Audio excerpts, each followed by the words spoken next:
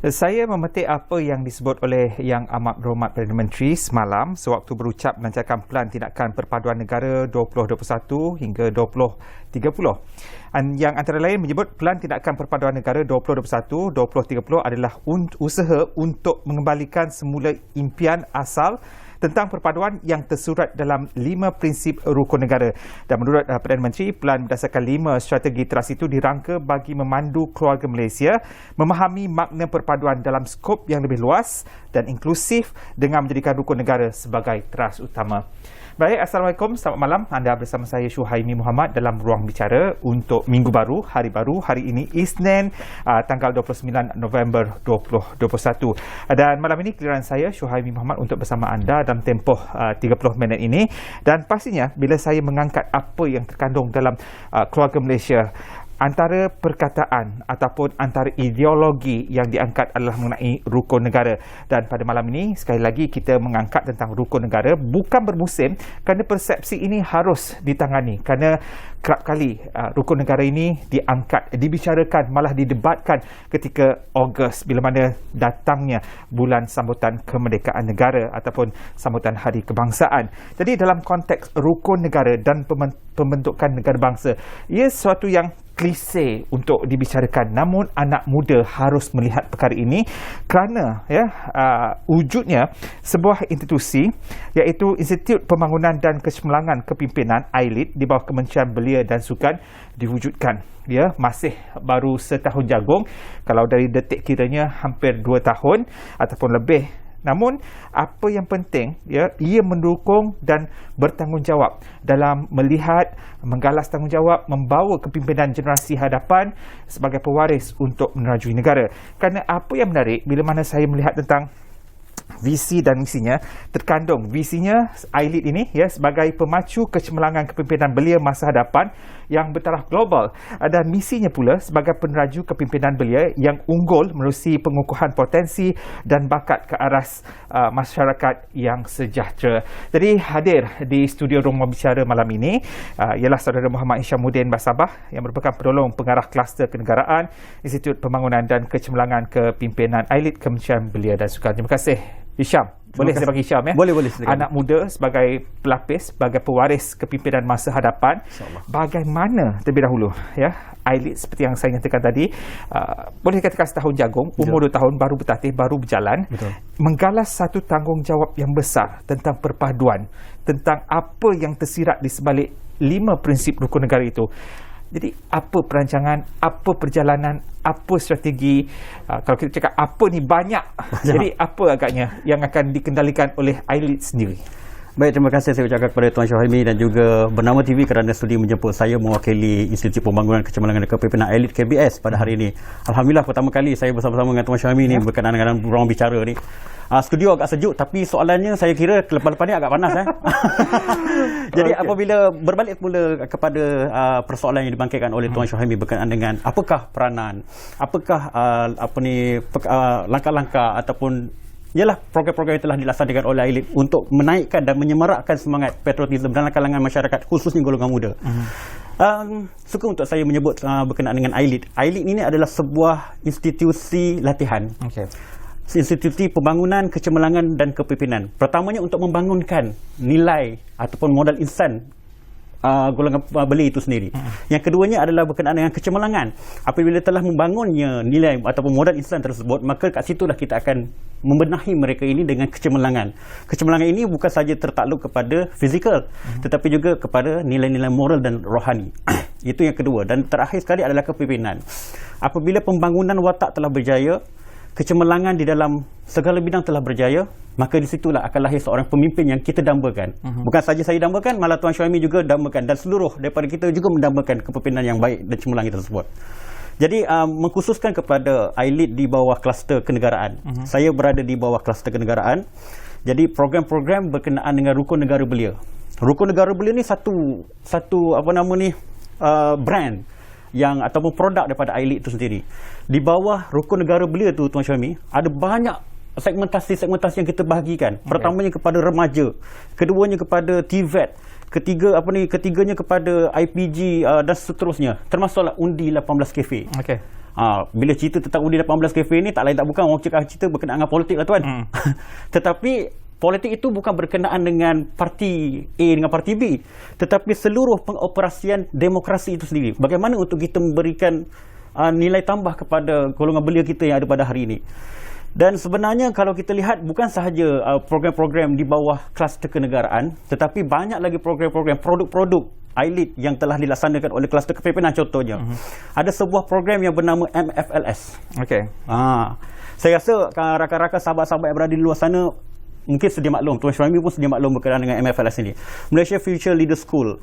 Jadi program MFLS ini adalah sebuah program berskala nasional yang telah dilaksanakan pada tahun lepas dan juga tahun ini. Cuma ialah akibat pandemik kita terpaksa untuk slow down program tersebut. Tetapi masih lagi berjalan Tuan Syahmi. Dengan keadaan hybrid. Untuk tahun ini Tier 3 insya-Allah sedang berlangsung melalui online atas talian dan akan bersemuka lah. Tak silap saya start 17 hari bulan Disember. Sehinggalah 26 ataupun 27 Disember. Di dalam program tersebut juga telah membicarakan atau telah memberikan modul-modul bukan sahaja kepada berkenaan dengan kepimpinan sahaja, tetapi naratif-naratif kenegaraan itu dimasukkan ke dalam modul-modul untuk kita berikan kepada para peserta. Jadi apa sahaja yang dilaksanakan oleh ILIT, kluster kenegaraan dah tentu, kluster kepimpinan, kluster kerjaya dan juga kluster moral insan, naratif kepada kepentingan kenegaraan itu sangat penting. Kerana itulah fundamental ataupun asas kepada pelaksanaan ataupun jati diri seseorang anak muda yang ingin kita lahirkan. Itulah sedikit sebanyak Tuan Syahmi. Dan kita melihat di sebalik ILIT sini perubahannya adalah berbalik kepada bila mana BTN itu dimasukkan dan juga PLKN dikatakan akan dibrandingkan, dijenamakan semula, dan maka hari ini lahirlah ILIT. Saya skeptikal sebenarnya bila mana dikatakan ia mampu mewujudkan semangat patriotisme. Kalau kita melihat susul galur sejarah itu sendiri, contoh Kluster Perpaduan Kaum negara kita ditubuhkan pada 1949, Ogos 1949, dikendong dikelek sehinggalah hari kemerdekaan kita yang kini kita sambut 64 tahun.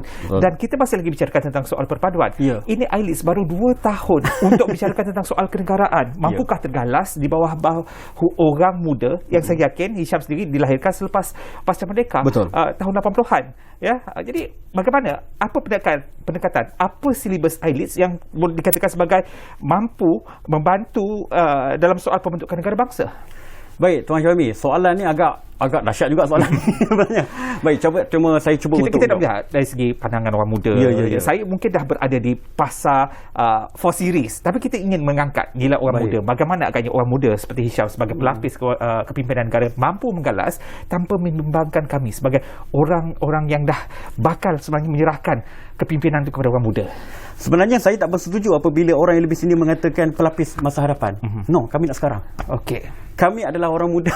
Kami adalah orang muda, bukan sahaja bakal pemimpin, tetapi kami adalah pemimpin yang bersama-sama bersama dengan orang yang lebih berusia. Sebab bukan pertembungan sebenarnya Tuan.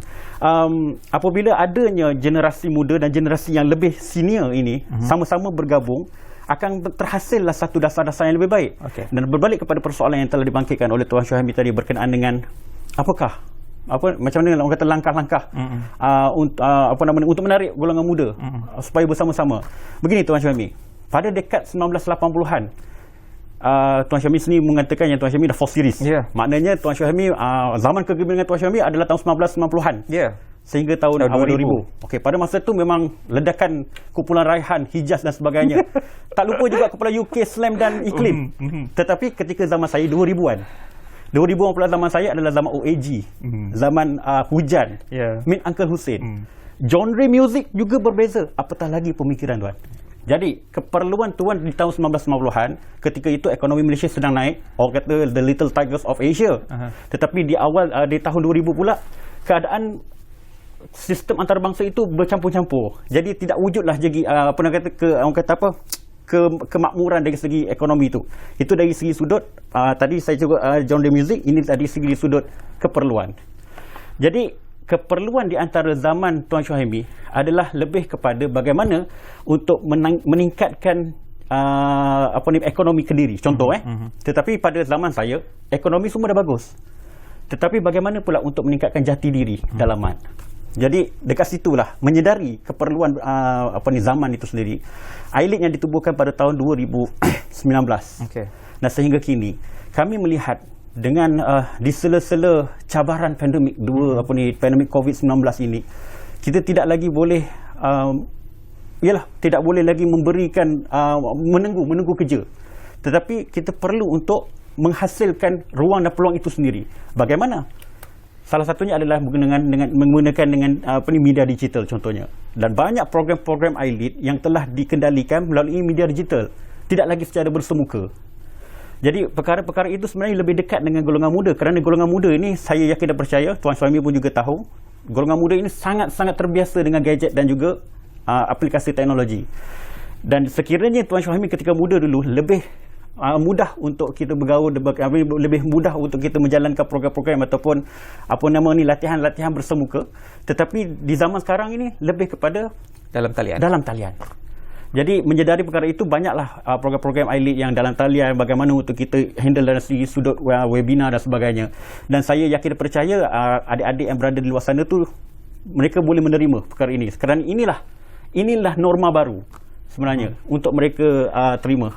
Berbanding daripada dululah. Zaman beredar, pesaka bergilir. Pesaka yang generasi terdahulu tinggalkan untuk generasi pada hari ini perlu dijaga, perlu dipelihara dan terus diwarisi. Ya. Dalam hal ini, di sebalik falsafah rukun negara 1970 selepas peristiwa 13 Mei, perlu dilihat sebagai satu nilai sejarah yang menjadi pengajaran kepada isu perpaduan. Bagaimana agaknya orang muda ini melihat falsafah di sebalik rukun negara itu perlu terus dipelihara dan dibawa dalam konteks keluarga Malaysia hari ini? Baik, Tuan. Keluarga Malaysia kita ada macam-macam. Kalau sekarang kita ada keluarga Malaysia, kita pernah ada satu Malaysia, kita pernah ada macam-macam wawasan 2020. Tetapi saya yakin percaya semua sekali dasar-dasar tersebut menjurus kepada satu, pembinaan negara bangsa, perpaduan. Orang muda memandang berat tak isu perpaduan ini? Sangat memandang berat. Okay. Mana buktinya? Okey, buktinya kalau kata kita bercakap berkenaan dengan perpaduan kaum pada hari ini, kebanyakan orang yang lebih senior skeptikal berkenaan dengan kesedaran anak-anak muda. Sebab mereka melihat, mengkaji ataupun cuba untuk mengadili anak-anak muda ini dari sudut kacamata mereka.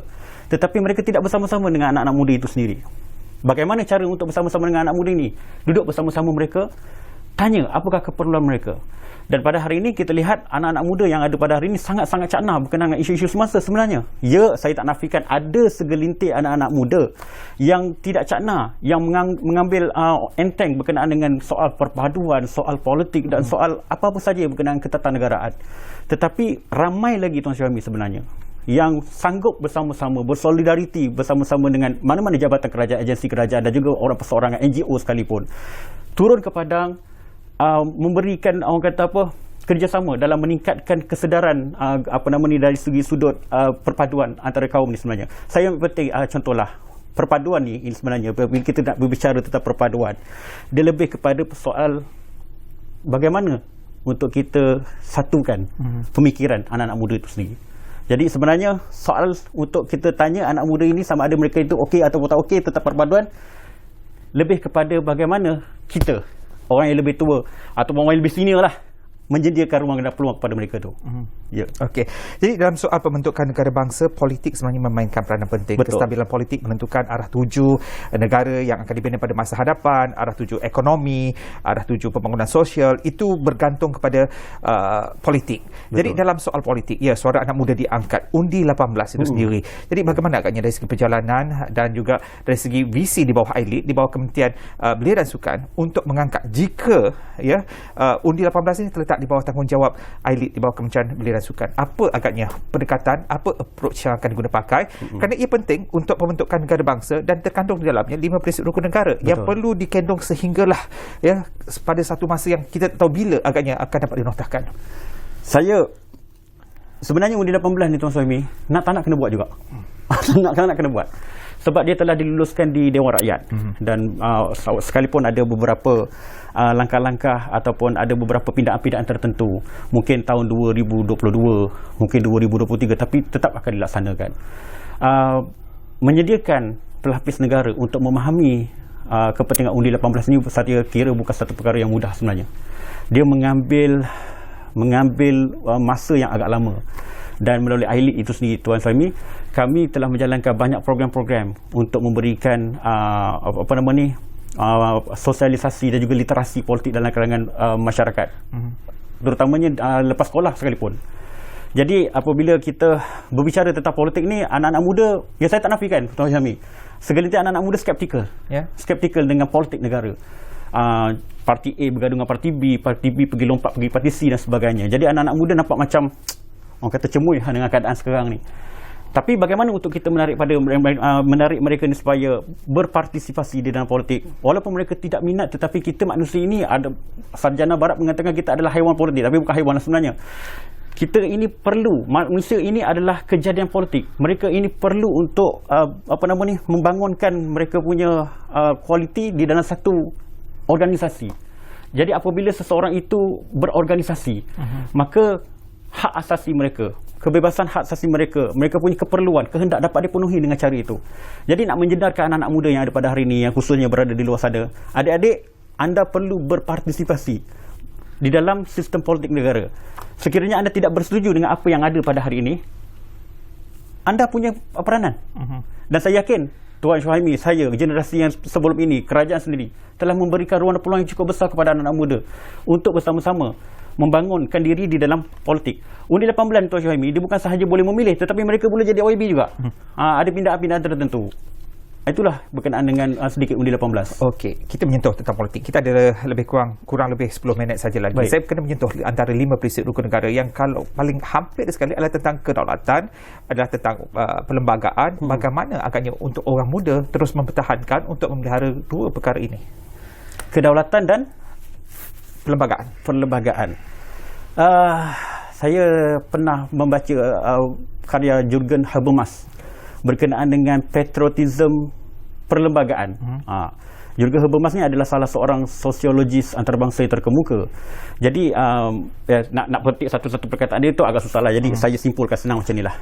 Dengan adanya perlembagaan ni sebenarnya, Tuan Suhaimi, ini adalah satu set kepada kita untuk kita ada satu cara, kaedah, tata cara bagaimana untuk kita menjalani kehidupan sebagai seorang rakyat Malaysia. Dan perlembagaan persekutuan ini yang sebanyak 183 perkara ini sebenarnya, dia menjaga seluruh kepentingan rakyat tanpa terkecuali. Tidak ada terkecuali. Daripada rakyat marahan sampailah pemerintah, sampai yang di-Pertuan Agong sekalipun, ada terkandung di dalam perlembagaan persekutuan. Jadi apabila kita setiap rakyat ini memahami kepentingan perlembagaan persekutuan, kita mematuhi apa yang telah terkandung di dalam perlembagaan persekutuan melalui akta-akta. Jadi inilah sebagai salah satu cara untuk menjaga ketahanan nasional dari dalam. Ancaman ni, Tuan Suhaimi, ancaman sesebuah negara berdaulat ini dia bukan sahaja terletak ancaman ketenteraan saja. Saya bagikan kepada dua. Yang pertamanya ancaman sistemik, yang keduanya adalah ancaman domestik. Ancaman sistemik ini lebih kepada ancaman negara-negara luar. Ketenteraan contohnya, serangan-serangan dan apa-apa saja yang berkaitan dengan ketenteraan. Sistemik, struktur antarabangsa. Negara A serang negara B serang negara C. Negara A dan B, C buat satu perkataan menentang negara D, E, F contoh. Tetapi sebelum kita mampu untuk mempertahankan diri kita daripada anasir-anasir luar ataupun serangan-serangan sistemik ini, adalah lebih penting sebenarnya untuk kita memperkuatkan ketahanan domestik itu sendiri. Apakah ketahanan domestik itu? Rukun negara, perpaduan kaum. Tuan Suhaimi, sebenarnya negara kita pada hari ini belum lagi mencapai perpaduan. Saya sangat bersetuju dengan Profesor Ulung Dr. Syamsul Amri Baharudin. Dia kata kita sekarang ni dalam proses kesatuan, penyatupaduan, kesepaduan. Ya, benar. Sebab bila perpaduan ni, perkataan perpaduan ni dia berasal daripada kata dasar padu. Segala-gala yang berbeza menjadi satu. Tidak ada lagi bahasa lain selain pada bahasa yang sekian-sekian tersebut. Tetapi setiap negara meletakkan matlamat perpaduan itu sebagai satu cara ataupun matlamat akhir sebuah penubuhan negara bangsa. Jadi perpaduan ini sekiranya dapat dicapai, Tuan Suhaimi, saya yakin dan percaya Negara itu adalah sebuah negara yang sangat hebat, mampu mempertahankan diri dari segi seluruh anasir. Okey. Jadi Syam, seperti mana Prof Ulong Samsul Amri sendiri sebut, Syam juga sebut hari ini di ruang bicara, kita harus lihat juga bahawa yang pipih tu tak datang melayang. Betul. Yang bulat tu tak datang bergolek. Jadi orang muda punya tanggungjawab yang cukup besar. Kerana Syam sendiri cakap juga, Prof Ulong cakap juga, kita belum sampai kepada perpaduan. Walaupun kita dah ada rangka perpaduan negara sehingga 2030, itu satu rancangan, itu satu strategi. Tugas tanggungjawab tergalas berat di tangan orang muda untuk menjaga kestabilan. Jadi respi kestabilan itu ada di tangan orang muda. Mutiara kestabilan itu ada di tangan orang muda. Terlepas mutiara, sukar untuk kita mengutip kembali. Jadi bagaimana, apa respi untuk orang muda terdiri daripada pelbagai kaum, Melayu, Cina, India, itu yang besar. Kita belum lihat lagi di Sabah dan Sarawak. Soal kesepaduan, kadang-kadang kita dengan jiran tak betul siapa. Jadi perkara-perkara ini antara perkara yang sikit sebanyak merosakkan apa yang kita hendakkan, apa yang kita kendaki dalam keluarga Malaysia. Kan ia berkait dapat kembali dengan rukun negara. Syam, sebenarnya tanggungjawab ini bukan saja tanggungjawab orang muda, Tuan Syami. Tanggungjawab orang yang lebih senior untuk memberikan tauladan, contoh tauladan. Apabila orang yang lebih senior tidak menunjukkan contoh yang baik, bergaduh sesama sendiri, saling iri hati, dengki-berdengki, adakah perkara itu ingin diberikan contoh kepada anak-anak muda? Contoh Tuan Syahimi buat kuih, mesti ada dia punya acuan. Itulah acuannya. Orang muda ni, orang yang selepas tu, begitu juga dengan kita. Okey, jadi berbalik pada soalan daripada Tuan Syahimi berkenaan dengan apakah macam ni tadi, yang bulat, yang pipih tak datang melayang, yang bulat tak datang bergolek. Jadi dari segi respi kesepaduan, untuk orang muda lah Tuan Syahimi. Orang muda nak apa? Orang muda nak apa?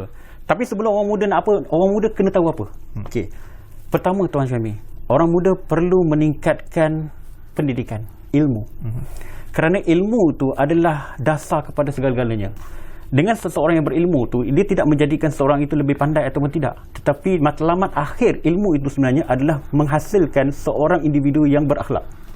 Apabila seorang itu berilmu, maka insya-Allah mereka itu berakhlak. Dan apabila mereka itu berakhlak, maka segala-gala yang diperlukan oleh bukan saja diri dia, tetapi masyarakat juga dapat dipenuhi. Jadi resepi itu yang pertama, ilmu. Yang keduanya, apabila telah ada ilmu, maka mereka perlu ada satu jati diri. Dalam itu perlu ada. Saya selalu menyebut tentang perkataan jati diri, pembinaan karakter, pembentukan watak dan sebagainya, Tuan Syahimi. Kerana bagi saya ini sangat penting. Sangat penting. Sesebuah negara, contoh kita ambil ketamadunan Mesopotamia lah, kita ambil ketamadunan China dan sebagainya, Indus dan sebagainya. Mereka ini kuat kerana ada tamadun yang ada jati diri yang kuat. Zaman Abbasiyah, zaman Rasulullah sallallahu alaihi wasallam, pergi ke sahabat Khulafa Ar-Rasyidin, pergi ke zaman Umayyah, zaman Abbasiyah dan seterusnya Utsmaniyah. Ada ramai pemimpin-pemimpin hebat. Harun Ar-Rasyid, kita ada Khalifah Umar Abdul Aziz dan juga Muhammad Al-Fatih. Mereka ini pemimpin-pemimpin yang muda sebenarnya. Bagaimana pemimpin yang muda ni boleh jadi hebat, mampu memimpin sebuah negara atau empayar yang besar? Kerana mereka telah melalui proses keilmuan itu dengan cukup perit. Dan dengan itulah mereka mampu untuk menghasilkan satu idea yang baru dan seterusnya polisi-polisi demi kelangsungan negara mereka. Jadi sebenarnya Syam, saya suka mengajukan soalan ni kepada tetamu-tetamu bila berkait rapat dengan topik belia. Satu kiasan, satu perumpamaan. Mungkin rakan-rakan saya pun tahu bila Suhaimi dengan orang muda mesti menggunakan frasa ini sebenarnya. Lihat liut kayu dan akar. Lain macam. Bolehkah dilentur dipatah tidak sebenarnya? Maknanya itu macam mana?